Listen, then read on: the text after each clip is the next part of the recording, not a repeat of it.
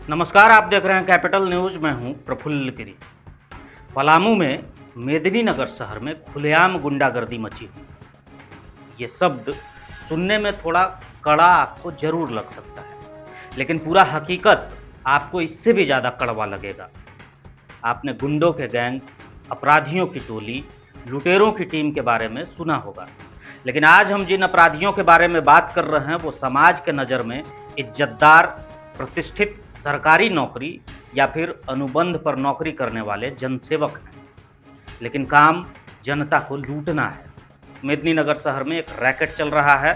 आज इस पूरे रैकेट का हम पर्दाफाश कर उसकी पूरी कार्यशैली से आपको अवगत कराएंगे। इस पूरे खबर को समझने के लिए आपको 3 साल पीछे चलना पड़ेगा, जब निगम नेतृत्व विहीन हुआ तो अफसर के नाम पर इस तरीके से अफसरशाही हावी हुई कि अधिकारी को पता नहीं, लेकिन उसके नाम के नीचे लाखों नहीं करोड़ों रुपए वसूल लिए गए। हमने पहले भी कैपिटल न्यूज पर कुछ नाम का जिक्र किया था और आज हम प्रमाण के साथ इस पूरे रैकेट के काम करने के तरीके का खुलासा कर रहे हैं और ये भी बताएंगे कि करोड़ों रुपए के वसूली के बाद भी ये मामले सामने क्यों नहीं आते, लाखों रुपए देकर भी लोग चुप क्यों रह जाते हैं। नगर निगम कार्यालय में अलग अलग 3-4 टीम है। सबसे निचले दर्जे पर मोहल्ला में घूमने वाला अनुबंध कर्मी होता है, जो घूम घूम कर ये देखता है कि घर के आगे बालू, ईंट या छर्री गिरा हुआ है कि नहीं। अगर इससे भी नहीं पता चला तो सीमेंट दुकानदारों से बातचीत कर ये पता कर लेता है कि किधर सीमेंट गया है। अब जिस घर में सीमेंट जाएगा वहाँ कंस्ट्रक्शन का कुछ काम तो होगा ही होगा। वहाँ पहुंचकर घर के मालिक को नोटिस का और लाखों रुपए के फाइन का भय दिखाया जाता है कि आपने बिना नक्शा पास कराए घर में काम लगा दिया, अब आप पर लाखों रुपए जुर्माना लग जाएगा। निगम के अपने कोर्ट का हवाला दिया जाता है। अगर घर का मालिक डर गया तब तो इनका काम आसान हो गया, और अगर घर का मालिक नहीं डरा तो उसे एक सरकारी नोटिस थमाया जाता है या उसके घर के बाहर चिपका दिया जाता है। फिर घर का मालिक जैसे डर गया वैसे ही निगम कार्यालय उसे बुलाया जाएगा। सरकारी तरीके से आने पर 1 लाख रुपए का फाइन या उससे अधिक का फाइन और नक्शा पास करने में 50-60 हज़ार रुपये खर्च बताया जाएगा। 1.5 लाख पैसा खर्च करना और मानसिक तनाव लेना, और दूसरा ऑप्शन भी उसे दिया जाएगा कि 80,000 या 90,000 रुपये दीजिए और मामला सेटल कर लीजिए, और इस वादे के साथ कि अगर ये मामला बाहर निकला तो आपका घर टूट जाएगा। अब कोई भी एक आम व्यक्ति, उसके सामने 2 ऑप्शन हो, या तो 1.5 लाख या 80,000 रुपये देने का। जाहिर सी बात है कि लोग 80,000 वाला ऑप्शन को चुनेंगे। फिर जो पूरा रैकेट है वो अपने पद के अनुसार पैसा का बंटवारा करेगा। इतना ही नहीं, बाजार क्षेत्र के व्यवसायियों को पार्किंग के नाम पर, नाली के नाम पर, गंदगी फैलाने के नाम पर नोटिस थमा थमा कर 10-20 हज़ार तो झटके में ऐंठ लिए जा रहे हैं। अब निगम की सरकार बन चुकी है। जनप्रतिनिधि, मेयर, डिप्टी मेयर समेत पार्षद चुने जा चुके हैं, लेकिन कहते हैं कि एक बार जिसे पैसे की आदत लग गई वो आदत छूटती ही नहीं। तो उसी आदत से मजबूर एक निगम कर्मी, जिसका नाम वीरेंद्र है, वो एक निर्माणाधीन घर के पास पहुंचा। निगम से पहुंचने का रसूख दिखाते हुए पूछा कि काम किसके आदेश पर हो रहा है। काम कर रहे मजदूरों ने मालिक को फ़ोन मिला दिया। मालिक से जब निगम के कर्मी वीरेंद्र की बात हुई तो पहली ही लाइन उसने कहा कि 1 लाख रुपए का फाइन लगेगा, कोर्ट में आना पड़ेगा। अपनी पहली लाइन में उसने अपना ब्रह्मास्त्र छोड़ा, जिससे मकान मालिक घबरा कर सख्ते में आ जाए। पहले इस ऑडियो को सुनिए। नक्शा पास करके बनवा रहे हैं मकान, समझे? हाँ, तो जुटा का फाइन लगेगा आपको 1 आध लाख रुपया। हाँ। आप जो बगल में वर्कआउट कर रहे हैं, आप इनसे नहीं सलाह लिए कि आप में कैसे मकान बना रहे हैं? अरे तो हम मेरा था ना, हम्म जैसे 2012 में हम जमीन लिए। ऐसे 2012 में जमीन लिए, आप मानते प्लीसिंग के थे, ठीक है, बाकी अभी 2026 में वर्क ऑर्डर कर रहे कि नहीं कर रहे हैं निर्माण? जैसे 2012 में हम जमीन खरीदे ना, हाँ, तो उसी समय प्लिंथ से भी हम क्या बोल रहे हैं हमरा समझ में? आप प्लीसिंग किए, सब कुछ ठीक है, बाकी 2026 में आप ढाल रहे कि नहीं ढाल रहे हैं? तो इसके लिए परमिशन लेना पड़ता है। अच्छा अच्छा। हाँ, अब बुलाएंगे, ऑफिस में बुलाएंगे, नोटिस होगा, फाइन अपना भरत रहिएगा। हमारे यहाँ कोर्ट लगता है, कोर्ट में आना पड़ेगा 2 बार 3 बार। क्या इसका उपाय होगा? आप अभी है कहाँ? तो में रहते हैं। कल आइएगा। हाँ, कल आएंगे। कल आइएगा कचहरी में। मैंने नगर निगम का ऑफिस है वही ना? हाँ, वहीं आइएगा। तो नंबर दे दीजिए ना, तो हम अब लिखिए। हाँ, बताइए। लिखिए 9341 हाँ 68 हाँ 3673। हाँ। क्या नाम आपका हुआ आपका? अपने नाम मेरा शो करेगा उसमें। तो आपने सुना किस तरीके से निगम कर्मी मकान मालिक से बात कर 1 लाख रुपए फाइन होने का खौफ दिखाता है और अपना मोबाइल नंबर भी दे देता है। अब इसके आगे की कहानी समझिए। जब मकान मालिक वीरेंद्र से मिलने निगम कार्यालय पहुंचते हैं, उससे पहले 1-2 बार मकान मालिक और वीरेंद्र के बीच बातचीत होती है। उसमें कहाँ पहुंचे, कब आ रहे हैं, इसका जिक्र है। और जब मकान मालिक वीरेंद्र से मिलते हैं तो वीरेंद्र बताता है कि जिन साहब से आपको मिलना था वो साहब तो पहले आपका इंतजार कर रहे थे, लेकिन अभी ही निकल गए हैं। रुकिए, फ़ोन पर आपकी बात करवाता हूँ। वीरेंद्र अपने साहब को फ़ोन मिलाता है। मकान मालिक किसी तरीके से रास्ता निकालने की विनती करता है तो साहब वीरेंद्र को ही सब कुछ समझा देने की बात कह देते हैं। इस ऑडियो को भी आप सुनिए। हाँ सर प्रणाम। हाँ वीरेंद्र जी बोलिए बोलिए, कहाँ बोल रहे हैं? हम निकल गए। अरे वीरेंद्र नहीं बोल रहे हैं, ये बोल रहे हैं। कनवा लगा बाकी।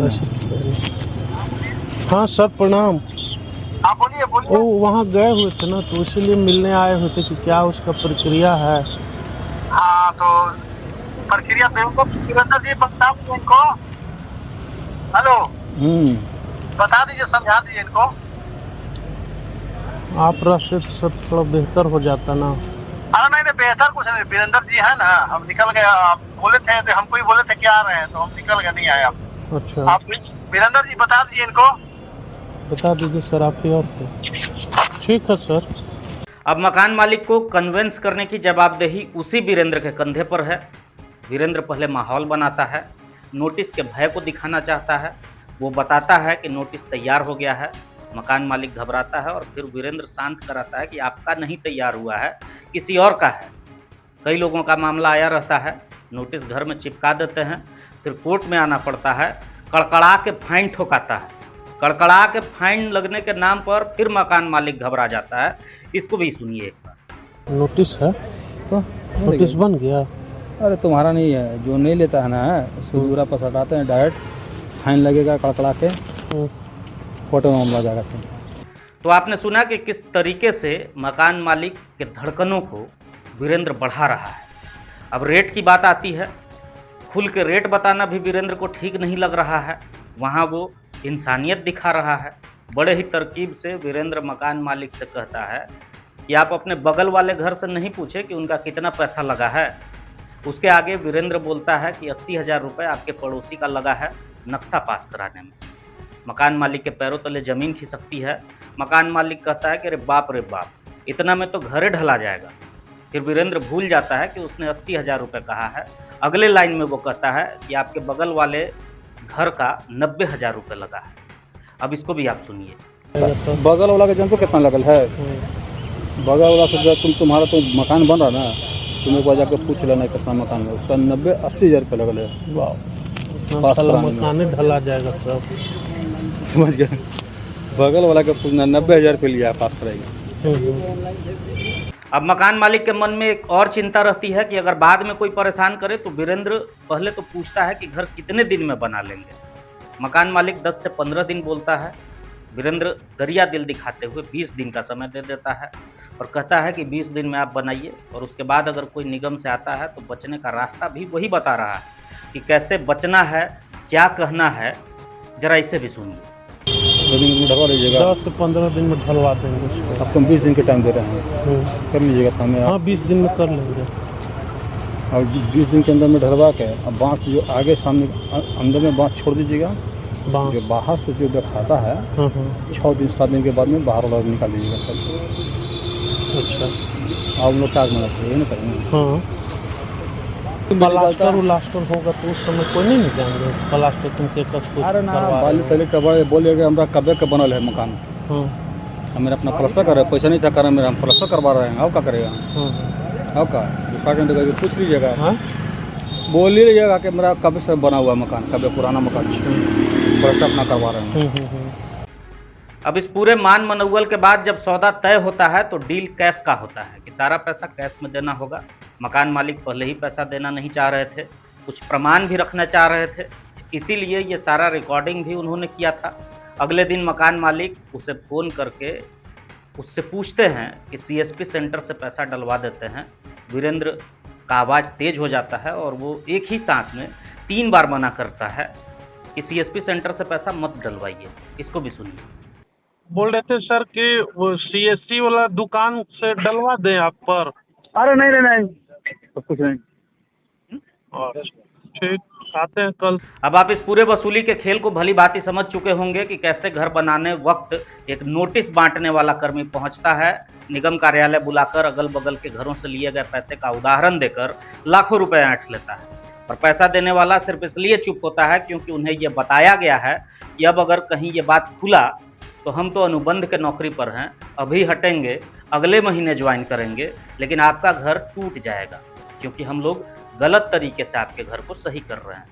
मकान मालिक 1 लाख रुपए देने के बाद भी सिर्फ इसलिए चुप होता है क्योंकि उसे इस बात का डर है कि अगर ये बात खुला तो उसके जीवन भर की कमाई का बना हुआ घर तोड़ दिया जाएगा।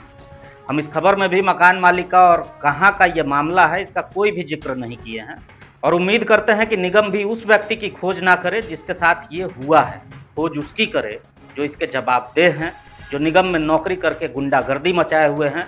इस पूरे मामले पर हमने महापौर अरुणा शंकर से भी बात की। उन्होंने स्पष्ट तौर पर कहा कि पूरे साक्ष्य का जांच करवाया जाएगा और बोर्ड की बैठक बुलाकर उचित निर्णय लेकर कड़ी कार्रवाई की जाएगी। उन्होंने मेदिनीनगर के शहरवासियों से भी ये अपील की है कि किसी भी परिस्थिति में गलत कार्यों का समर्थन नहीं करें और अगर कोई भी निगम के नाम पर किसी से पैसा वसूलना चाहता है तो तत्काल इसकी सूचना उन्हें दें। अवैध वसूली तो बिल्कुल गलत है। आप तो निगम के कर्मी हैं और अवैध वसूली कर रहे हैं यदि ये साक्ष्य यदि हम सबको मिलता है तो इस पर उचित कार्रवाई की जाएगी।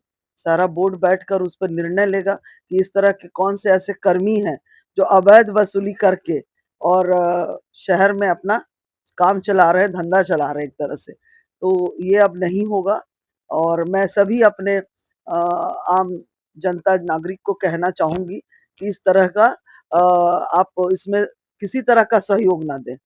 आप अपने निगम की जनता से ये कहना चाहूंगी कि यदि निगम के कोई भी कर्मी किसी भी तरह की अवैध वसूली या दबाव डाल रहे हैं आपको पैसा उगाही के लिए तो आप हमें सूचित कर सकते हैं और यदि अब उसका प्रमाण निकलता है तो हम उसको बोर्ड पे ले जाके सभी मेंबरों से बात करके और उस पे कार्यवाही की जाएगी। वहीं इस पूरे मामले पर उप महापौर मनोज सिंह भी काफ़ी सख्त नजर आए। उन्होंने भी स्वीकार किया कि पिछले दिनों निगम के कर्मियों की मनमानी जारी रही है, कई शिकायत उन्हें भी मिली थी, लेकिन अब सभी कर्मियों को हिदायत दे दी गई है। बावजूद अगर इस तरीके की वसूली का खेल जारी है तो उस पूरे रैकेट की पहचान कर कठोर से कठोर कार्रवाई होगी। उन्होंने बताया कि यदि भविष्य में भी निगम का कोई कर्मी जनता को परेशान करता है, उन्हें बरगला कर पैसे वसूलने की कोशिश करता है तो उसे निगम से बाहर का रास्ता दिखाया जाएगा। देखिए, ये हम लोग जब से निगम सुपरसीड था उस समय जितने भी निगम कर्मी ऐसे बहुत लोग जनता को भ्रमित कर कर उनसे वसूली का काम किए धड़े से बहुत ज़्यादा, जिसमें बहुत शिकायतें आता था। लेकिन जब से सभी लोग प्रतिनिधि चुनाव हुआ, हम लोग जब से आए हैं तब से थोड़ा कम हुआ और कोई भी शिकायत अगर नोटिस होता है या इस तरह का तो प्रतिनिधि लोग के पास पहुंच रहे हैं। इससे बहुत कम ये भ्रष्टाचार हुआ है। लेकिन अभी भी लोग निगम के हम लोग को समझाने पर भी सभी लोग जो है कोई ऐसा कर्मी है जो इस तरह का काम कर रहे हैं और अगर ये साक्ष्य जो है जिसने भी कंप्लेन किया है और जिसके प्रति ये साक्ष्य हम लोग को मिला है, जैसे हमने सुना, उस पे कड़ी से कड़ी कार्रवाई होगा। और आने वाला दिन में भी अगर निगम के द्वारा हम सभी जनता को अगर इस तरह का बर्गेलिंग कर कर उनसे वसूली का काम करेंगे, कोई भी कर्मचारी हो हमारे निगम का, उन पे कड़ी से कड़ी कार्रवाई किया जाएगा। इस पूरे ऑडियो पर और पूरे खेल पर हमने आरोपी वीरेंद्र से भी बात की, ये जानने की कोशिश की कि आखिरकार खेल का मास्टरमाइंड कौन है या फिर कहीं वो मोहरा तो नहीं। लेकिन वो कुछ भी बताने से इनकार करते हुए कहा कि वो सिर्फ नोटिस बांटता है। अब इस पूरे मामले पर क्या कुछ होता है ये देखना बेहद दिलचस्प होगा।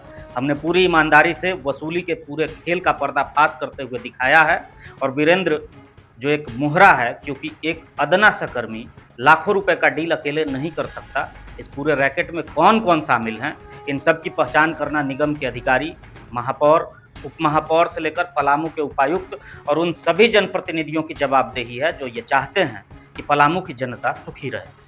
इस पूरे वसूली के खेल पर कौन किस कदर क्या कार्रवाई करता है, इस पर भी हमारी निगाह बनी रहेगी, क्योंकि ये कहानी सिर्फ एक व्यक्ति की है और ऐसे हजारों लोग हैं जो निगम में चल रहे इस रैकेट का शिकार हुए हैं।